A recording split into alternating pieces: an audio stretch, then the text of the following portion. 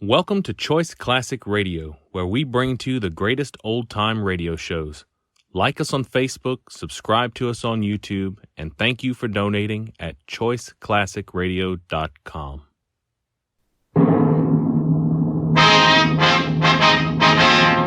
Sound off for Chesterfield. Chesterfield, low in nicotine, highest in quality, best for you. Chesterfield brings you Dragnet.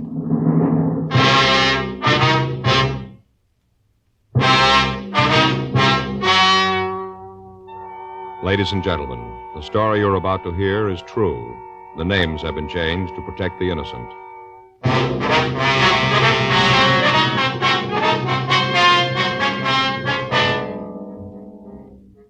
You're a detective sergeant. You're assigned to robbery detail. A hold-up man has robbed the owner of a neighborhood grocery store. The victim has been beaten unmercifully with a sawed-off shotgun. The assailant has escaped into the city without a trace. Your job? Find him. Smokers by the thousands are now changing to Chesterfield, the only cigarette ever to give you 1, proof of low nicotine, highest quality. 2, this proven record with smokers. No adverse effects to the nose, throat, and sinuses from smoking Chesterfield. Chesterfield, regular or king size, low in nicotine, highest in quality, best for you.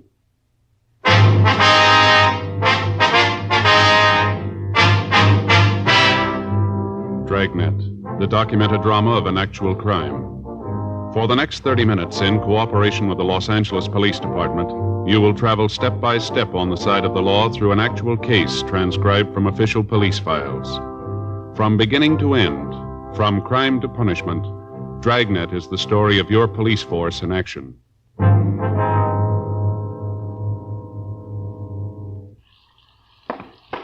It was Wednesday, February 18th. It was raining in Los Angeles. We were working the day watch out of robbery detail. My partner's Frank Smith. The boss is Chief of Detectives Thad Brown. My name's Friday. The office had called me at 3:46 a.m., and by the time I got dressed and out in front of my apartment, it was 3:59 a.m. Frank was there waiting to pick me up. What's the best way to get there? Down the freeway, I guess, and cut over on the Liso, huh? All right. Who called you, the hospital or the office? The office said that Bailey had regained consciousness. We might be able to talk to him now. The rain's going to slow us down. Well, I better use the light and siren, Frank. We may not have much time. Huh? The way the skipper put it to me on the phone. Yeah? They still don't know if Bailey's going to live.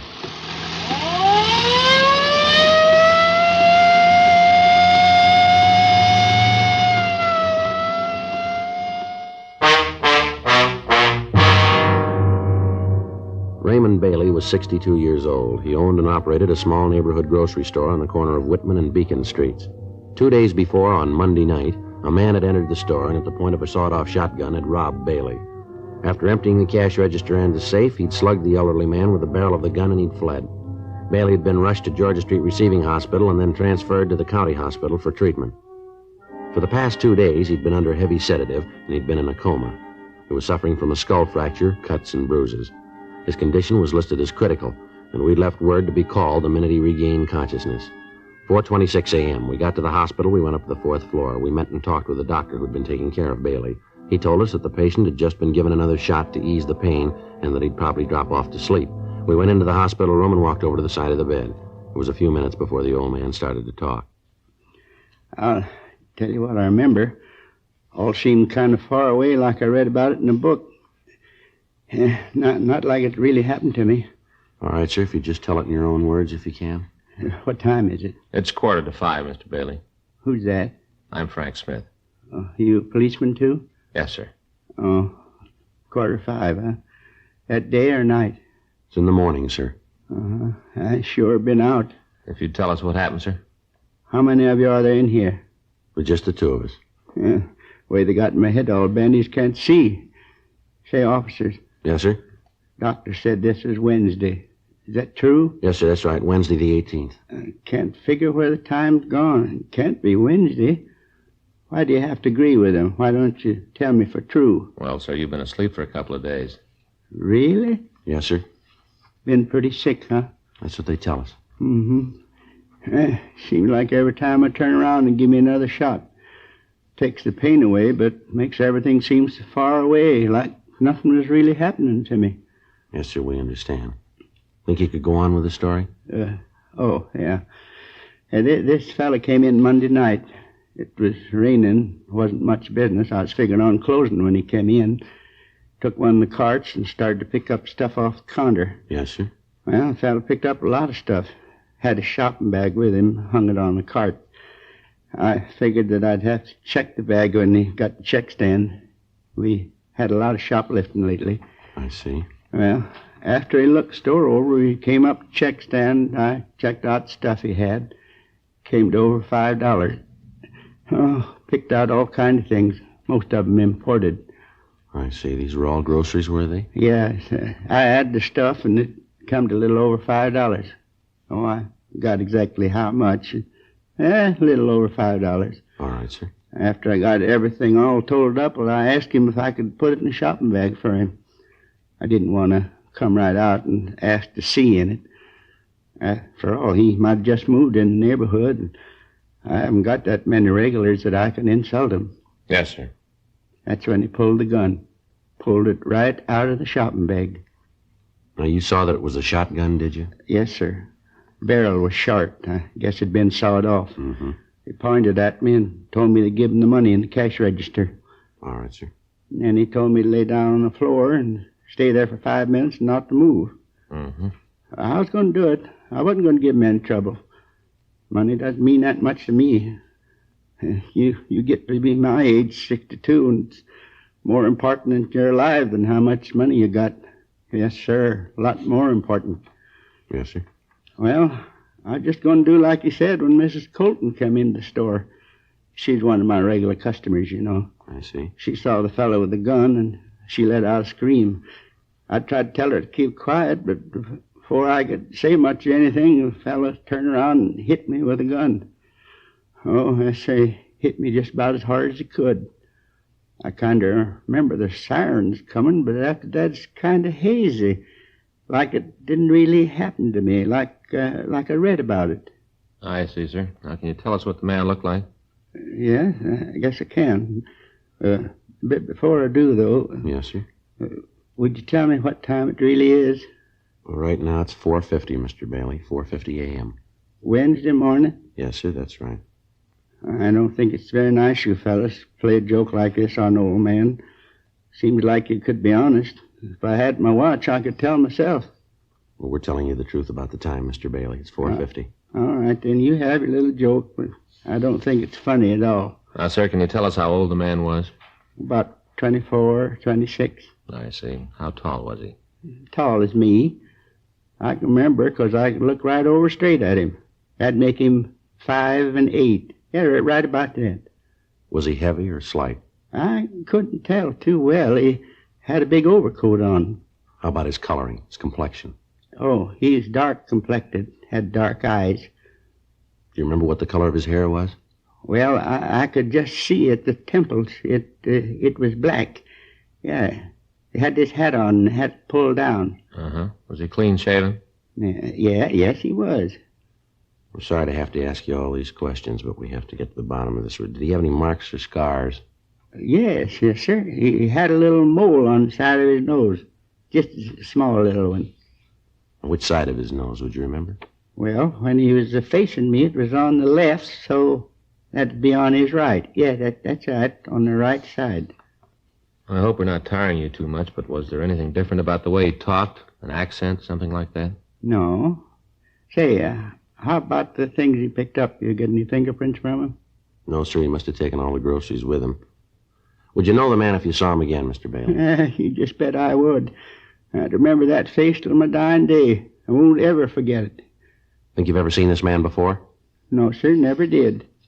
Would you know if he drove a car? Well, I don't think so. He was so wet when he come in. He must have walked a ways. And like I said, his shoulders are just soaking wet. Yes, sir. We'd like to have you look at some pictures when you feel a little better, Mr. Bailey. You just bring 'em on. You got a picture of that young hoodlum, I'll know it. All right, sir. We're going to have to come back and see you.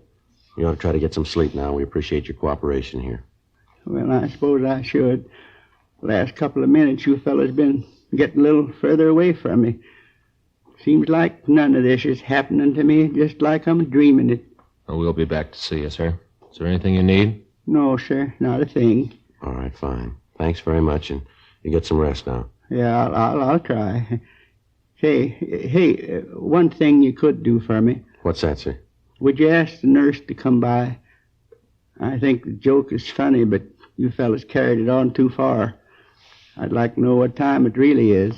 All right, Mr. Bailey. We'll send her in. Thank you. Goodbye, sir. Goodbye. Goodbye.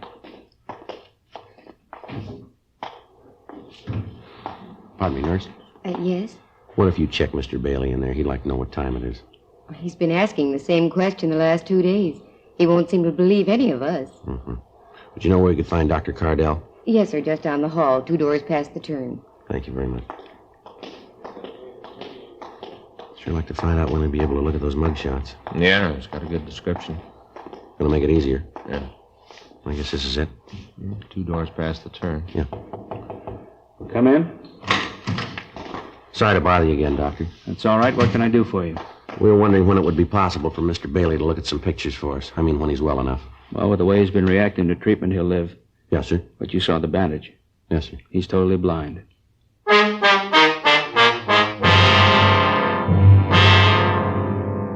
5:10 a.m. We got to the city hall. We got out a supplementary broadcast and an APB carrying the description of the suspect. We asked the stats office to make a run for us on the information the victim of the holdup had given us. They said they'd be able to give us a list of possibles by 10:30 that morning. We checked through the oddity file to see if there might be something in the records on the small mole on the suspect's nose. There were several cards turned over to us, but none of them matched the rest of the description that we had. 6:30 a.m. We went across the street, we had breakfast, and then we came back to the office and put in a call to the hospital to check on Bailey. The doctor told us that he was sleeping comfortably and he appeared to be past the critical point. For the next hour, Frank and I checked through the mug books to see if there were any recent parolees who matched the description that we had. We came up with nothing that would help us in getting an identification of the suspect. The woman customer of the store mentioned by Bailey in his report of the crime had been questioned thoroughly, but she was unable to give us any additional information on the holdup man. She was unable to give us a concrete description of the thief. She'd been shown the mug books, but after looking at them, she stated that she was more confused than she had been before seeing them. She also told us about the suspect's black overcoat. She said that while the shoulders looked quite wet from the rain, the rest of the garment appeared to be dry. 10:30 a.m., we got the results of the run from the stats office. There were 17 names on the list. All men matched the description of the suspect and had at one time or another used the same M.O. used in holding up Bailey. It took us 2 days to check them out, and at the end of 48 hours, we were no nearer apprehending the thief than we had been before. 7:58 a.m. Saturday morning. I checked in for work. Hi, Joe. Morning, Frank. It's one of the best investments I ever made. Huh? This trench coat sure gave me a lot of wear. Well, if you only used it this week, you'd gotten your money's worth. Yeah. Sure is the answer to the rain question, though. I've been wearing that plastic coat of mine so long, I'm beginning to feel like a package of frozen food. Yeah, you look like it, too. Yeah? Anything in the book? No.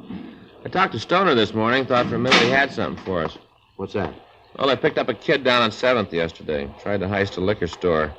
Manager pulled a gun and held him. Stoner answered the call. But at first, it might be the guy we're looking for. Didn't check out, though, huh? No. Kid just got in town yesterday morning, broke and hungry. You know, I got to thinking about that Bailey thing last night. Yeah? Well, what he said about the suspect's coat. What do you mean? Well, you remember that Bailey said the guy didn't look very wet, just the shoulders on the coat. Well, no, Joe. Bailey didn't say exactly that. He said the shoulders on the coat looked wet, but it was that woman customer we talked to, that Mrs. Colton. She's the one that told us the coat looked dry except the shoulders. Yeah, well, that's the point I'm trying to make. I don't remember who said it.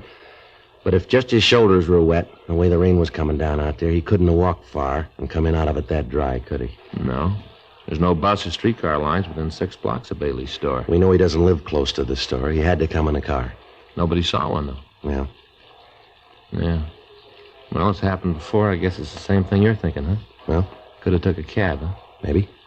Well, let's run it down. It's better than standing still. There are 22 taxicab companies listed in the phone directory, all serving the downtown Los Angeles area. Each of these companies may have from 6 to several hundred cabs in service at any given time. Each driver might make as many as 6 trips an hour. In wet weather, the cab traffic is almost double that of any normal day. As a result of the number of possibilities, Frank and I spent the next week going through driver's way bills, checking for a cab that dropped off a customer near the corner of Virgil Avenue and Bimini Place, at approximately 9:30 p.m. on the date of the robbery. After checking the reports, we came up with one trip that looked good. A driver had picked up a passenger at the corner of Mariposa and Wilshire Boulevard and had dropped him 1 block from Bailey's store, waited for him, and then driven him downtown. We checked with the traffic manager of the cab company, and we found that the driver could be located at a cab stand out on Wilshire Boulevard. Frank and I drove out to see him. We gave him the description of the suspect and asked if he'd ever seen anybody who matched it. Yeah, I remember him. A little guy. I picked him up out on Wilshire. I remember because he wanted out on a corner. And I thought it was funny that he didn't want me to let him out in front of wherever it was he was going. Did you wait for him? Yeah, he gave me a sawbuck and said for me to wait. I dropped the flag, and, I guess it was about a half an hour later, he came running back to the cab. Jumped in, told me to take him down to First and Spring. Let him out there. Remember him pretty good now. Had a big shopping bag. I see. Do you know where he went when he got out of your cab out on Bimini? No, I think it was an apartment out there. The way the rain was coming down, I didn't stick my head out to watch him. How about when you dropped him off downtown? You see where he went then? No. You think you'd know this man if you ever saw him again? Not sure. He wore his hat kind of down over his face, dark in the back of the cab. Might know him, then maybe I wouldn't. I'd like to have you come downtown and look at some pictures if you would, see if you can spot him for us. Sure, I got to get cleared through the dispatcher first. That's all right. We'll take care of that. Say, what's this guy done? Something pretty bad, huh? Well, we want to talk to him. Going to a lot of trouble just to talk to the guy. Come on, you can tell me. I won't spread it around. What's a beat? What's he done, huh? That'll be a little better if we talk to him about it. Okay, that's the way you want to play it. I don't want to get nosy. I'll get you cleared with the dispatcher. Okay. I'd like to have you show us the apartment you think the man might have gone into, if you would. Sure, glad to do anything I can to help. Oh, say about those pictures. Yeah. Sure was dark that night. I hope I can point him out. Yes, sir, so do we.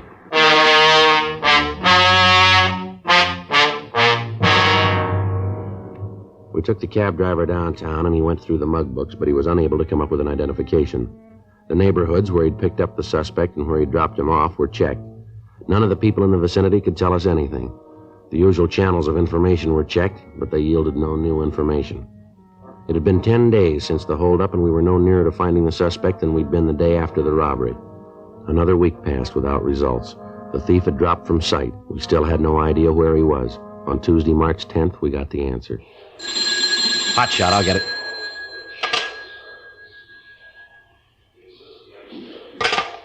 Anything? Yeah, he just hit again.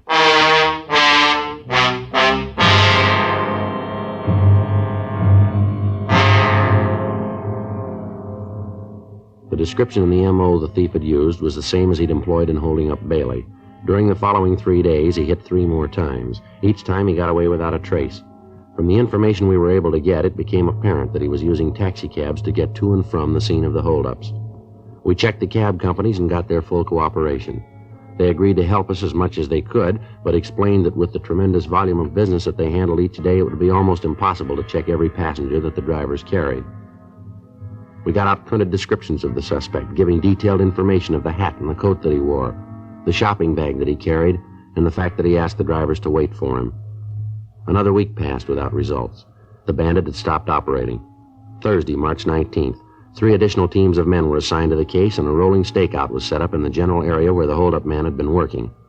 Additional cars were planted at the cab stands along Wilshire Boulevard and in the vicinity of First and Spring Streets. Another 2 days passed. On Thursday, March 21st, Frank and I were sitting in our car, staked out at the cab stand at the corner of Wilshire and Leeward, 8:46 p.m. That looks like it's going to rain again. Yeah. Those clouds have been moving in all afternoon. Pretty black, aren't they? Yeah. Sure cold, too. Mm-hmm. Attention all units. All units. 9648 Eldon Place, a 211 code 3. All units in the vicinity of 9648 Eldon Place, a 211 code 3. Let's go. Right.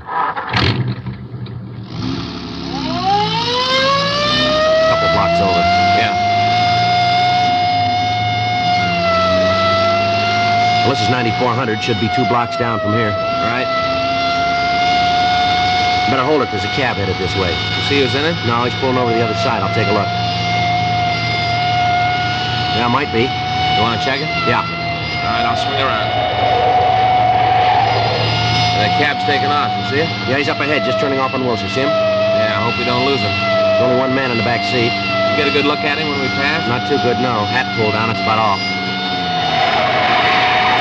See him? Yeah, there he is up ahead. Yeah, probably pulled a gun on the driver. All right, stick to him now. Yeah. It looks like he's headed for MacArthur Park. Yeah. Turn right. Yeah. There's a cab. Come on, pull up. Come on.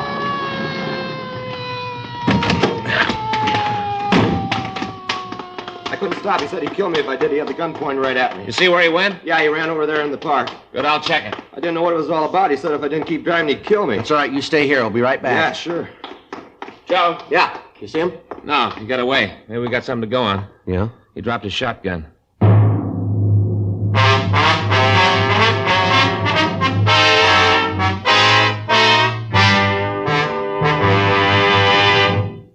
You are listening to Dragnet, the authentic story of your police force in action. Smokers by the thousands are now changing to Chesterfield, the only cigarette ever to give you one, proof of low nicotine, highest quality. Chemical analyses of the country's 6 leading brands confirm that. 2, the only cigarette ever to give you this proven record with smokers.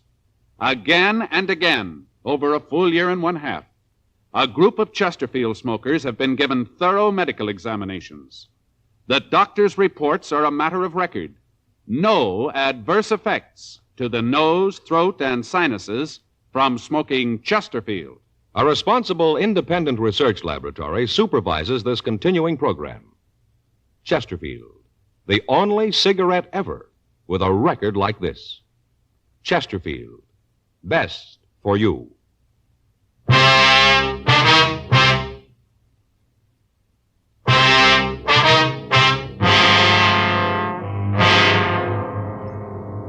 A blockade of MacArthur Park was ordered. The surrounding streets were checked, but apparently the suspect had made good his escape. The crime lab crew was called, and they came out and went over the cab for physical evidence.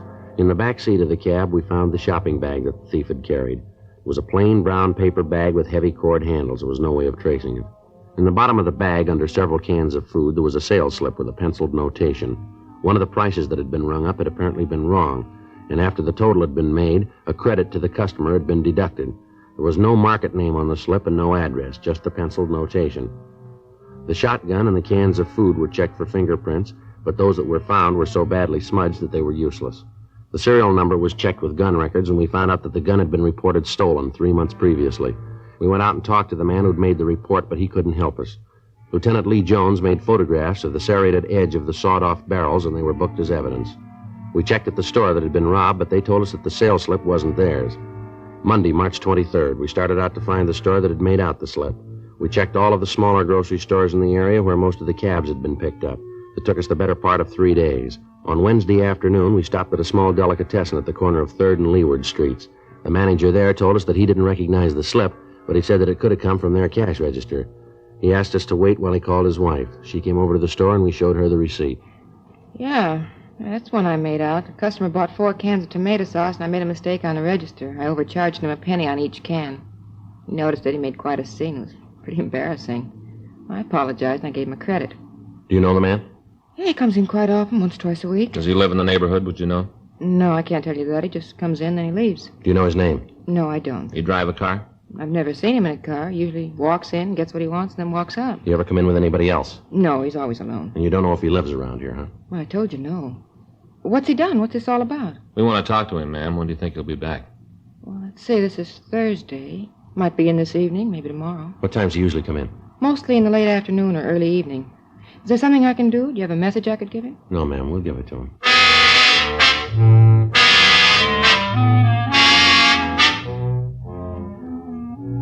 We called the office and told them where we were. Sergeants Murphy and Rafferty were sent out to help us cover the place. They'd stopped by the business office and brought out 2 shotguns for us. Frank and I checked the small store for some place to stake out. The only place we could find where we could keep the entire store under observation and yet not be seen ourselves was on top of one of the large refrigerators that held frozen foods and dairy products. Murphy and Rafferty took up their positions outside of the store, and we waited. At 5:30, it started to rain again. There was no sign of the suspect. 7 p.m., 8 p.m., still no sign of him, and the rain got heavier. 8:30, 9 p.m. Oh, every time this thing switches on, it feels like the dentist is working on the teeth. Sure not much room up here. Don't shove me off. Yeah, there just isn't one. What's that? Well, there just isn't any way a man can lay on top of an icebox and be comfortable. Yeah. Evening. Yeah. Glad to see you back. Huh? I thought you might be mad about me overcharging you the other day. Looking for anything special tonight? No, just a couple of can things. I can get them. Sure is raining. Yeah. Looks good. Yeah. Let's wait till he comes over this way. You can jump him then. Huh? Right.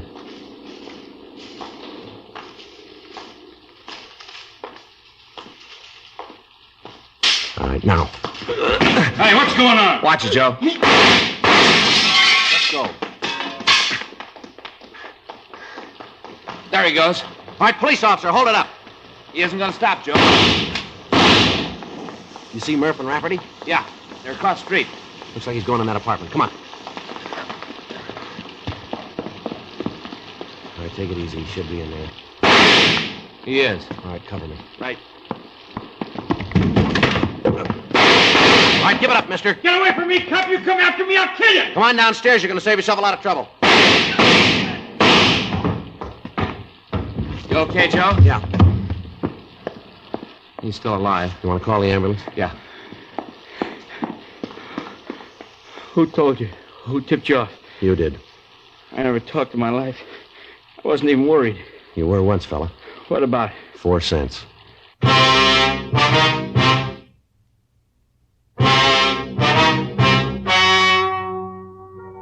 The story you have just heard is true.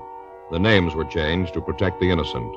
On July 16th, trial was held in Department 96, Superior Court of the State of California, in and for the County of Los Angeles. In a moment, the results of that trial.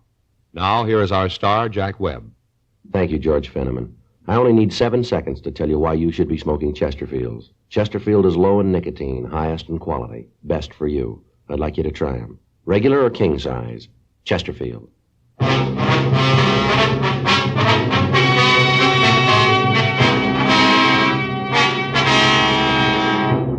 Earl Russell Craig was tried and convicted on 3 counts of robbery in the first degree and 1 count of assault with a deadly weapon. Robbery in the first degree is punishable by imprisonment in the state penitentiary for a period of not less than 5 years. Assault with a deadly weapon is punishable by imprisonment for a period not to exceed 10 years. Ladies and gentlemen, this week in Detroit, a group of men are gathered for the 60th annual conference of the International Association of Chiefs of Police. Dragnet sends best wishes to the top law enforcement officers in the nation and thanks them for the protection they daily give to our homes and families. May this conference be the best one they've ever had. You have just heard Dragnet, a series of authentic cases from official files. Technical advice comes from the Office of Chief of Police W.H. Parker, Los Angeles Police Department.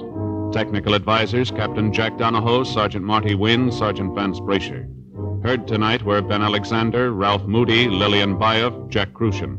Script by John Robinson. Music by Walter Schumann. Hal Gibney speaking. Watch an entirely new Dragnet case history each week on your local NBC television station. Please check your newspaper for the day and time. Chesterfield has brought you Dragnet, transcribed from Los Angeles. Have you tried new cork-tipped Fatima? It's the smooth smoke. Here's why. New Fatima tips of perfect cork, king size for longer filtering, and Fatima quality for a much better flavor and aroma. Remember, Fatima has the tip for your lips. Try new Fatima. See how smooth it is. Fatima is made by the makers of Chesterfield, Liggett and Myers, one of tobacco's most respected names.